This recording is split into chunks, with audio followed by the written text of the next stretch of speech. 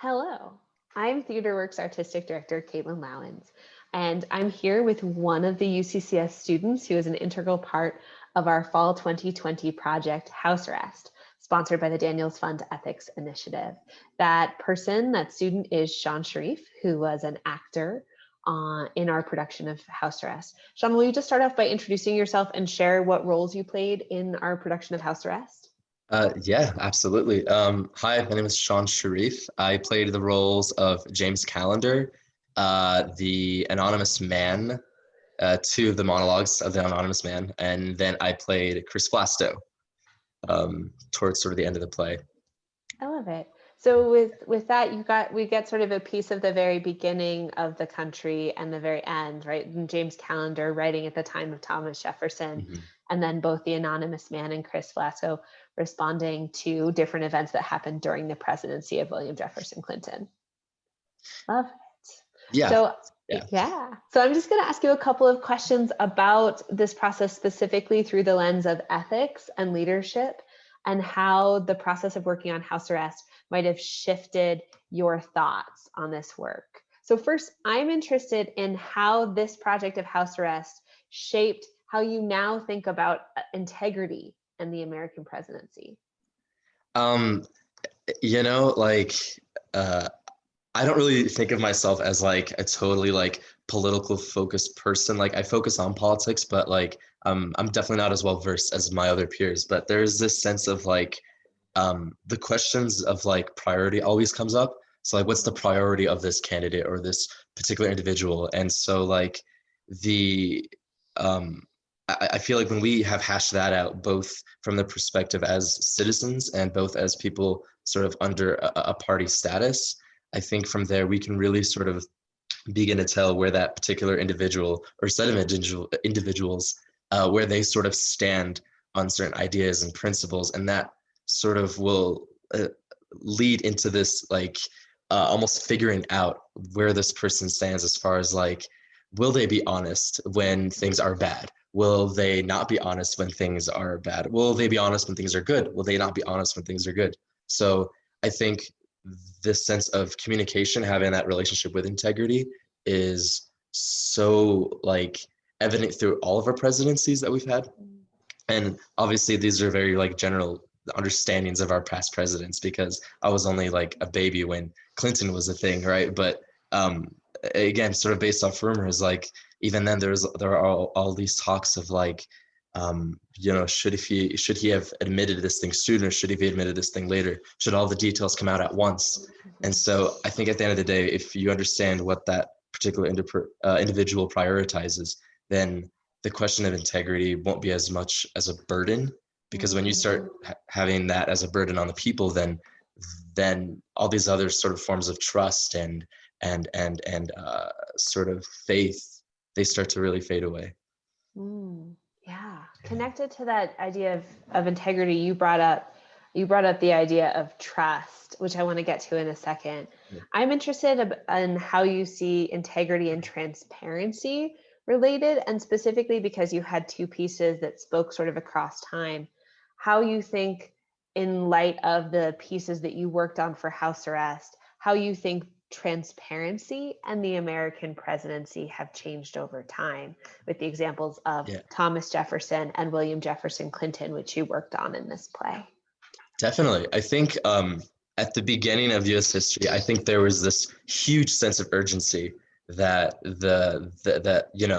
um, the people at that time were facing, especially with the huge taxations and the form of oppression that they faced from the colonists, and so what I personally found like interesting was that there was this lack of urgency that sort of started flowing throughout time.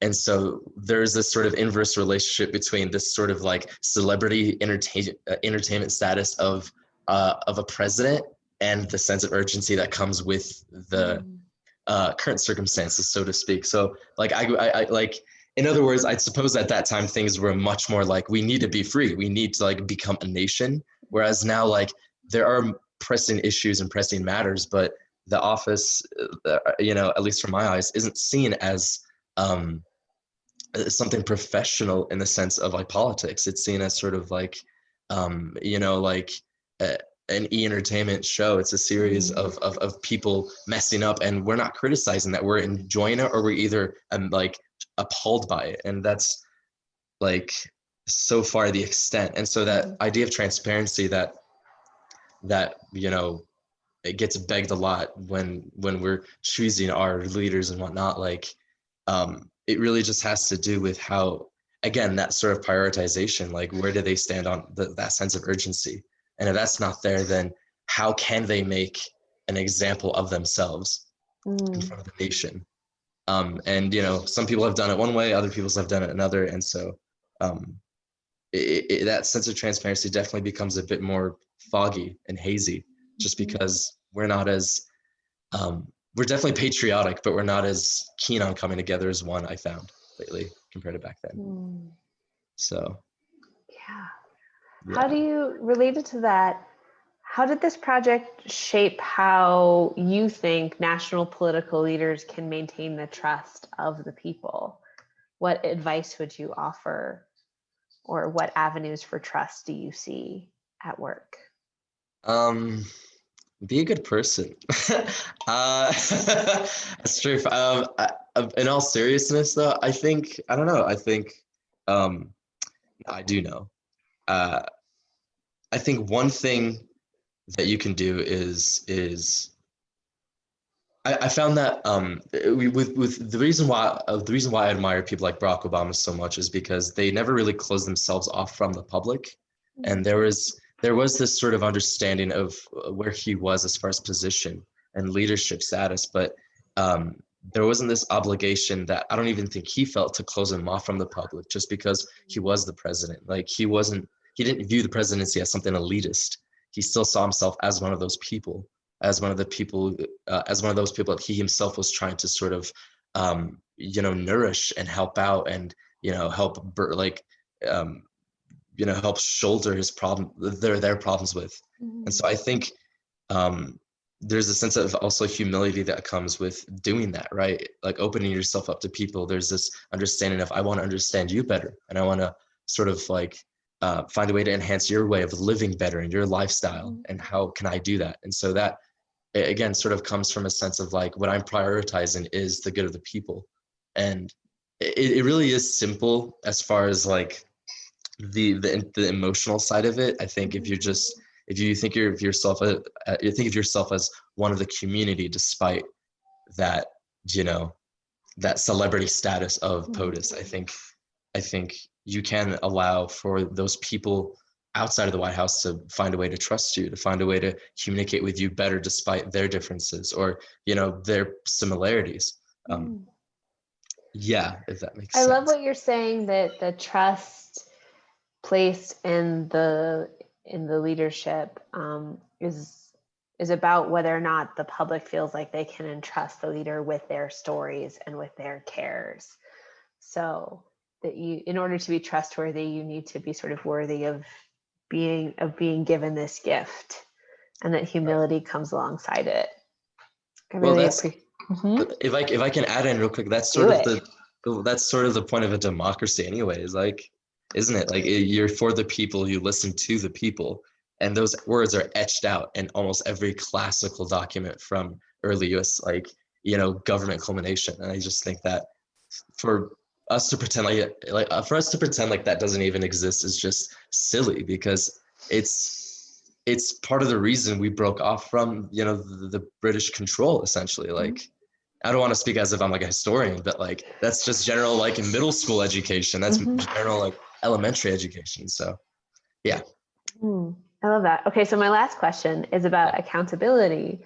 Mhm. How do you, after the experience of house arrest, especially with the function of the press that's investigated in house arrest, but you know, and you, Sean, are not a member of the press, but you are an Yeah. artist. You are someone who has a voice and a desire to express that voice. Reflecting on the process of house arrest, how do you think now about holding your elected officials and your politicians accountable in the future? Um, yeah, if I can add in this real quick, like um, from my native like homeland, like Mm, the political status there isn't as steady or smooth either. So living between these two different identities, these two different cultural identities of the United States government umbrella and sort of the Middle Eastern Kurdistan, like mm, Kurdish politics umbrella is quite um amazing because they're both so bad and they're like I'll say both bad, but they're both so flawed and they're like mm, in very similar ways. And so sort of um trying to decipher what was sort of the root of the problem. There was certainly this, as far as like ethics within those, higher people went, there was this lack of accountability. Like there was this sense of like, well, this is just how things are and this is the way things will be and we'll come back better from this. But like even then, if you're going to be optimistic, at the same time understand that like you have a duty to those, to your people. You have a duty to the office that you're working in. And despite the fact that you call the shots and whatnot, there is still a thing as like checks and balances. And mm, that doesn't only exist within a political apparatus. It also exists in a very in like social terms, on a very social level. And so um I wouldn't say that it's necessary for the US people to, after like, in the coming years to be more strict mm, necessarily. But I think there is this close observation of a person's psychology that we should be aware of, as far as like even the smallest, simplest mistakes. Will they, burden themselves with the guilt, no matter how bad it may feel? Will they hold up the responsibility? And like that willingness is something that we have to be sort of on the lookout for, especially with how, misleading the media can be on these individuals that we see up on campaign billboards and whatnot. And so I think we really have to be careful about um, and I know it's the same answer again, Caitlin, but like that whole idea of like prioritization again, like what do they prioritize in every aspect? And like based off of that and what they want to do, can we really sort of like get an understanding? And mm, again, it gets foggy when one side said something and the other says another. But um, mhm. yeah, It reminds me, I think I don't want to misattribute this, but I feel like it's the Maya Angelou quote, when a person shows you who they are, believe them.